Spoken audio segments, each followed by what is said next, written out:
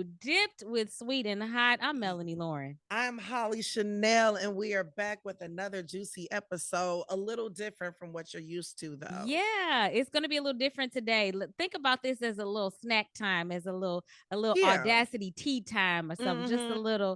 Just a little interruption in our regularly scheduled program in Absolutely. this season of Audacity. Like those new Oreos. Have you had any of the new Oreos with the Reese's on the inside, or the Reese's with the That Oreo sounds like bits it's on the doing inside? too much. I No, it's like I delicious. like Reese's. I like Oreos. I don't know that I want them together. You'll like it. Listen, it's a very audacious mix. And to that end, there's a lot of audacity out here in these streets that will not fit. In the marketplace at the grocery store, apparently. Listen, Reese's and Oreos. Okay. listen. She will segue out of nothing. Okay. Very skillfully, I see. But I believe you were about to say Yes. that there's a lot of audacity out here in these streets, and there is. So we just thought it would be fun to take a little break from our regularly scheduled Yeah. program in this season and just have some audacity So lightning rounds. it's a lightning round because in my estimation, there's so much audacity out here that it couldn't possibly fit in a season. That's true. It That's true. couldn't. We could do several seasons on different types of audacity. So We we don't know should. that we don't know that we're gonna do that. But we will hit you with some quick ones. And you can also, as always, I gotta let you know, you can watch us on YouTube and on our YouTube Wait a channel. minute. Are you saying that there are people that don't know that they should subscribe to us on our YouTube channel I'm and just watch our making beautiful sure. faces? Are you If sure? just in case, I'm not saying they don't know. I'm just I'm I would reminding. think, like, if you don't know me by now, There's a song reference for everything. everything. But you were saying, Um, I was just saying, if you happen to want to be one of those people, I won't say you didn't know. I'll just say you forgot. mm-hmm, That you can watch us. You can go to YouTube, search mm-hmm, Dipped with Sweet and Hot, the same mm-hmm, name as our podcast. Hit mm-hmm. that subscribe button and catch up Yes. on the episodes, and you can watch our beautiful faces every time there's an episode. And here's the thing: when you hit that button, you'll be alerted Uh when huh. we drop a new episode. So That's you'll be right. immediately You'll in the be know. in the know. You'll be the first to know. But this week, Mm-hmm. like I said, we got a little audacity tea time. We Mm-hmm. weren't able to do a full episode on these, but we thought that they were worth mentioning. Mm-hmm. So here you go. What you got? We gonna get right to it. I'm gonna just, dive It's really story deep time. in the audacity of a gentleman that I met on an online dating app to waste 30 minutes of my time advertising his book that follows. It's a self help book that follows the 26 alphabets. That's a direct quote. And all to not ask me about me. And then when I asked him, hey, did you call me to sell me your book or to ask me more about myself? He goes, oh yeah, so what's your sign? Yep, we're Oh, done here. 30 minutes in. The audacity. The audacity. Wait. 30 So minutes in. he talked to you about his book for 30 minutes. That was 30 the first minutes. 30 minutes of the conversation. Remember, it follows the 26 alphabets. I just want to point that out. Direct quote. You were Are you saying saying plural alphabets? alphabets, not the letters of the alphabet, the alphabets, as in different languages. Yeah. Oh, so his book covers the 26 alphabets? We would like to believe that that was intentional, but Melanie, you and I both know better. Yeah, we're done. The We're done. audacity. The audacity. The audacity. The audacity. So yeah, Dating, you know what? That's an interesting way. That's an interesting sales strategy. Let me just have a lot of phone calls with individuals and pitch my book to them. I mean, it's probably not working out very well, but it's interesting nonetheless. Nevertheless, the audacity. the audacity. I mean, come on, top that, Mel. Go Okay. ahead. Oh, okay. I got one. So since we're speaking about dating, Mm-hmm. I have another audacious dating story for you. Now, this one is not my experience. This is not my direct Okay. experience.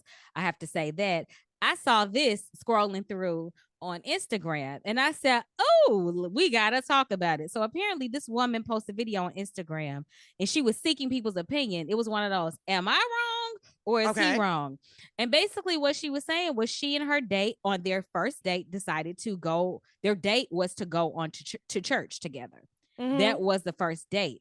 And so she made them late for church. He was a regular church attendee. He was supposed to pick her up. She took a few minutes to get down to the car and then had the audacity to request that they drive by and stop at Starbucks on the way to church. So they were already pushing the time because she was late coming down to get in the car. Then she insisted on stopping at Starbucks on the way to church. Then when they got to church, she got mad at him because he liked apparently to be on time. They got to church right at the time. Okay. But she wasn't ready to get out the car though. She said that she had to take the few minutes. You know how you have to take a few minutes and get your lip gloss to get your lip on. She said, get the oil off your shoes, get this, that, and the third. And so he left her. He should have. He said, here's the keys. Yeah. I'm going inside. And she got mad. She felt like she was abandoned. She got mad. She felt like he was in the wrong. And he tried to come back out and get her. And she decided that she was leaving. She said she teared her. There were tears because she felt like he just walked off and left her. And she wanted to know from the world if she was in the wrong. And I am here to say, yes. Yes, ma'am. Yes, ma'am. Yes, ma'am. You were absolutely the audacity. The audacity. Listen, okay. In perspective, I get being late to church. I am chronically late to church. I've been late to church more times than I've been on time. But when you are a guest of someone and this is your first impression, come on. Well, my thing is this: why does the lateness have to keep compounding? Right. Like it's late enough. I've been that girl that's not quite ready when he pulls up to pick me up. So it's another 5 minutes or whatever. But at that point, we're behind because you were patient enough to wait on me to get in this car with you. Why do we have to compound it by my requesting that we stop? Why are you stop? You got to stop at Starbucks on the way to church. Listen, shout out to this gentleman for actually stopping to the Starbucks. Because what do we? Hollee wouldn't have stopped. Can we be like regular people and go grab something to eat after church? After church at the neighborhood diner. We're already cutting it close, and so we need to stop at Starbucks on the way to. And then she had the audacity to do that. The third strike was she had the audacity to not be ready. Ma'am, how come you couldn't be putting your lip on while we driving to the church? So why you gotta wait till we park? What were you doing when I had to wait 15 minutes for you to come downstairs? What were you doing while I was driving? Okay, so I don't know about nobody else. I can put a lip on in the car. So look.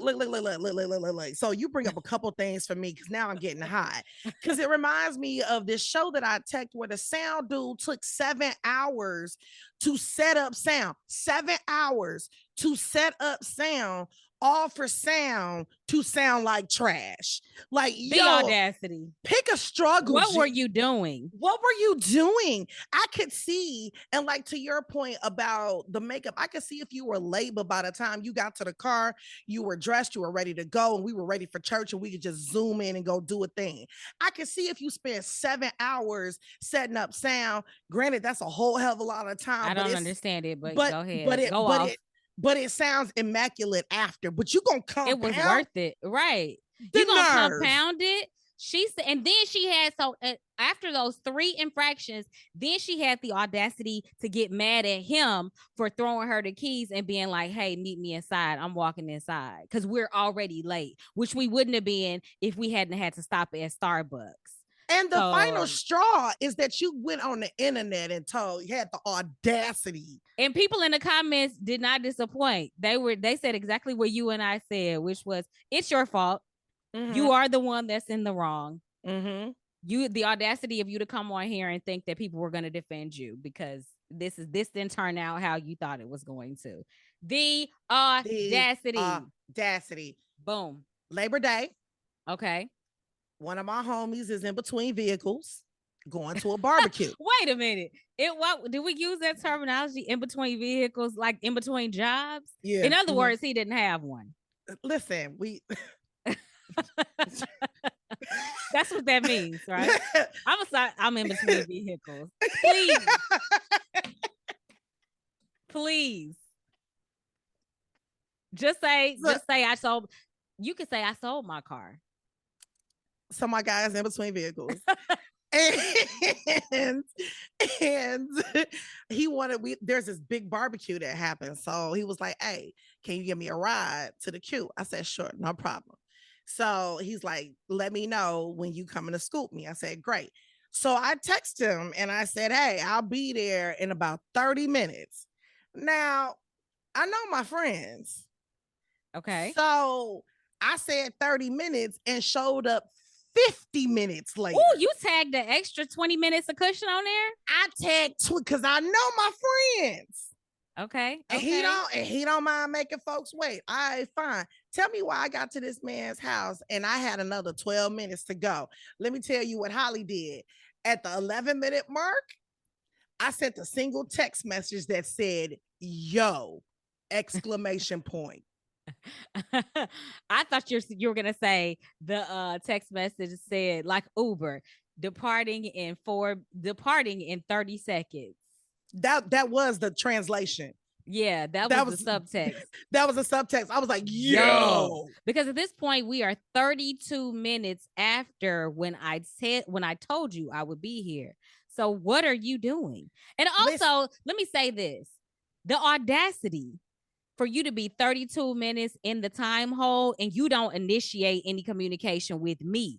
So it's one thing for me to like say, okay, I'm gonna be you as the driver to be like, okay, I'm gonna be there in 30 minutes.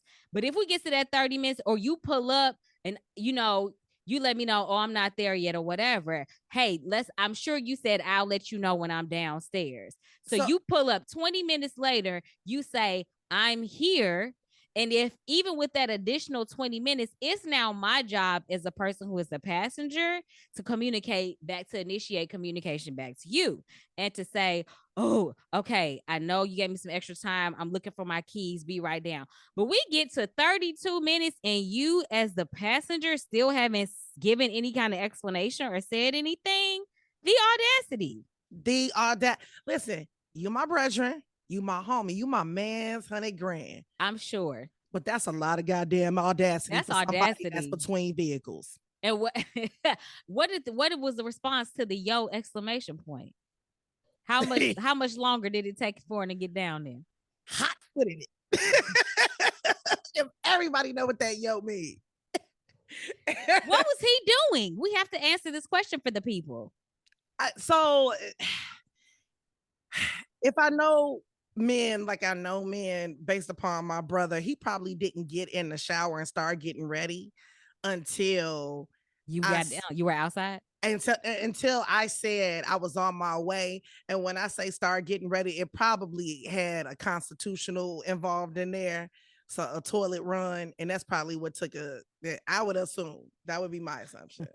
Because it had to be. That's the only answer I'll accept, I mean, well, then that's the one he should give if y'all ever talk about it and he decides to explain. The audacity. Yes. Now, I am here to say that audacity, of course, we've talked about it in dating. We've talked about it in friendships. I'm going to talk about it in families in a particularly tense, sometimes family dynamic, and that is the in-laws.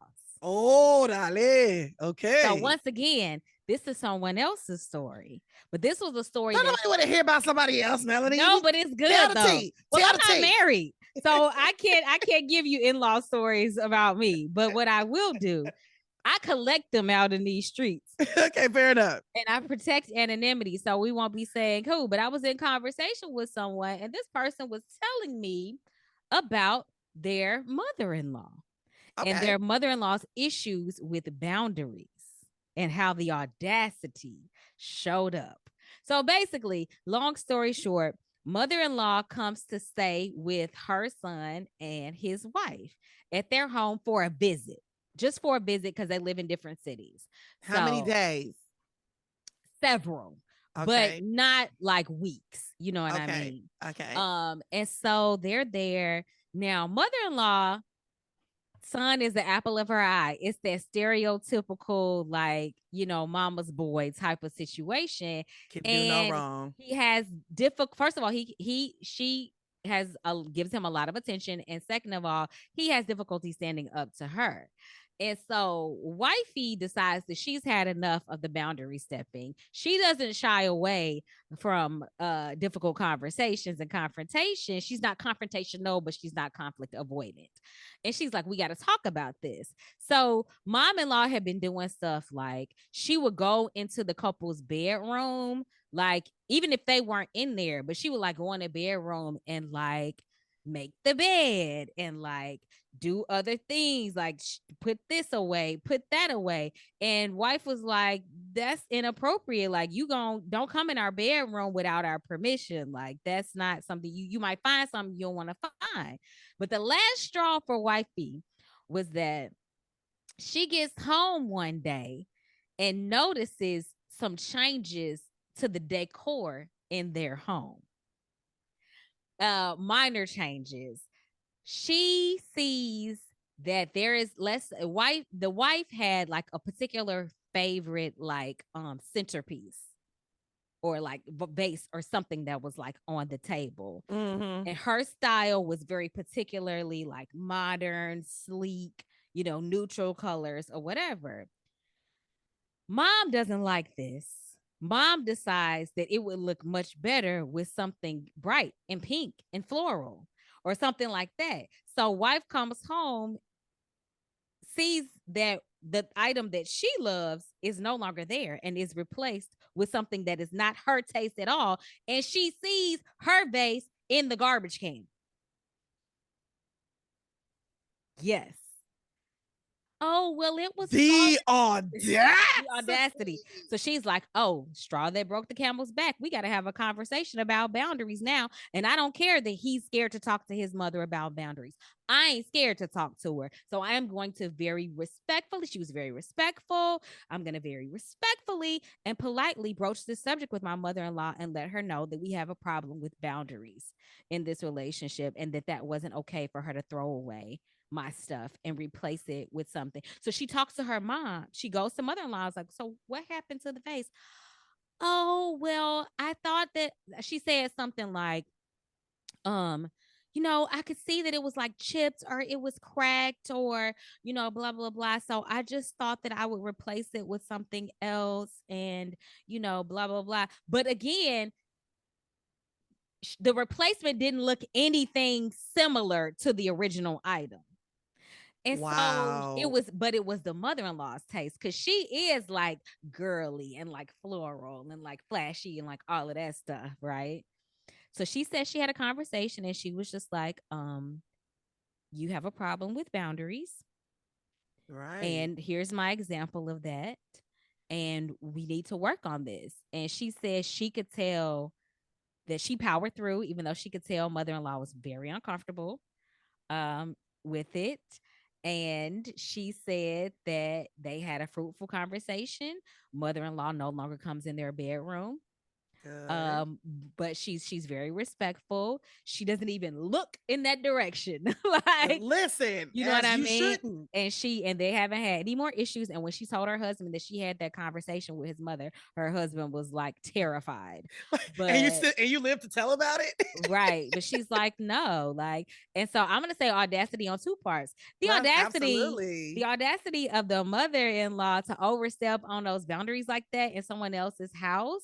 On another woman, the woman of the house that you're in, your son's wife, but then also the audacity in a positive way to affect change because see what a lot of people would have done is complain behind mother-in-law's back about their mother. My mother-in-law threw away my so-and-so, blah, blah, blah. She always doing this and they never go to the source. This person had the audacity to go directly to the source and have she was respectful of the fact that was her mother-in-law and her tone. It didn't get like heated, but it was direct and respectful and yielded the result for them to move forward in their relationship. So the audacity times two. That's right. Squared. That's awesome. That is fantastic. So, all right, that was a little spicy. That ended sweet. Yep, we had a little combo in there. We had a combo. So I'm gonna wrap us up with this last one. A sweet a very, very sweet, audacious thing that somebody did for little old me. Okay. Okay. So this show that I actually talked that I alluded to earlier in the show with the 7 hour situation, Sound setup. sound setup, don't get me started.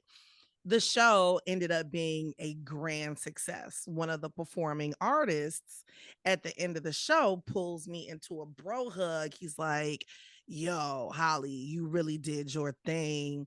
I'm Oh a wait, get I'm sorry. And remind the people what your role in this Oh, I'm sorry. was. I was a stage manager for an event called Bandemonium, which is a crap ton of Chicago's best musicians on a stage playing the most soulful music of the diaspora, essentially.